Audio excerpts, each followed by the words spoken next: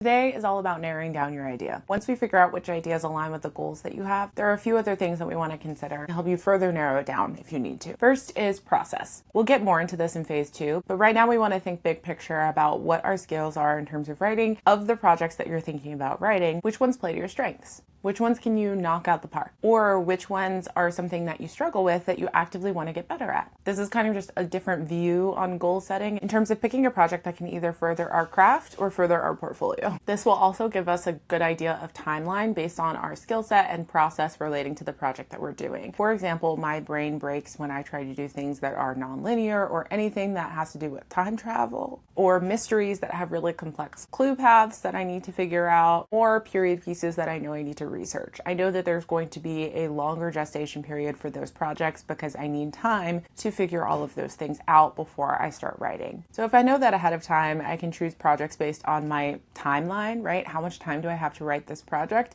and feasibly how much I think I can accomplish. If I don't have a deadline, then I know that I can adequately plan enough time for that part of the process so that I can do the script justice. For the project I'm working on now, I really just wanted a quick win. I wanted something fun and kind of easy breezy that I knew I could accomplish in a relatively short period of time. I picked something that was squarely within my skill set that I knew that I could knock out the park. And that's just me based on what I wanted, but it helped me narrow down out of the dozens of ideas that I had scribbled down, which one was the one I was going to pick. The next thing we want to think about is your personal connection to the project. In every pitch, they always say that you need to tell the why you. Why are you the person to write this story? So consider your unique perspective, personal experiences, and things that can connect you to this story. And that doesn't necessarily mean that it's autobiographical. It just means that there's something within you that you can use to fuel the storytelling. It can be a thematic connection, a character relationship that you have personal experience with. The show can be about an alien on Mars. That doesn't mean that you don't have a personal connection to the story, you know? Another way to think about this is what your personal point of view on the subject of the story is. If you have a unique take, if you have a unique point of view on something, that's another really great way to connect you to the story and a great way to differentiate something that might be similar to other projects. So if you're writing something where there are a lot of projects that are very similar, for example, a group of people in their 20s trying to make it in the big city,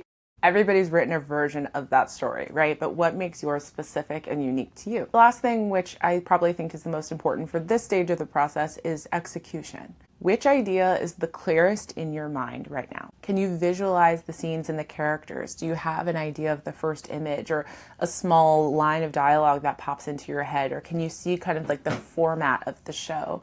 Or can you think of things that feel very similar to it in terms of format or tone? A great litmus test is, of the ideas that you're considering, which one can you succinctly pitch out to a friend at a party? If something is too fuzzy and vague where it takes you 30 minutes to explain it because it doesn't have a clear through line, you don't really know the tone, you don't know the vibe, you can't think of the characters, there's just not enough there yet, then it probably isn't the right project for your 2026 resolutions. You just need a little bit more time to figure it out, and that's okay. So it's like if I have 3 ideas and one is abstract and one is impressionist and one is pointillism, I'm going to choose the one that's the clearest to me, right? Because that's the one with the most momentum that I can feasibly figure out. So for each of the ideas you're considering, think through these 3 questions. Is it a process fit?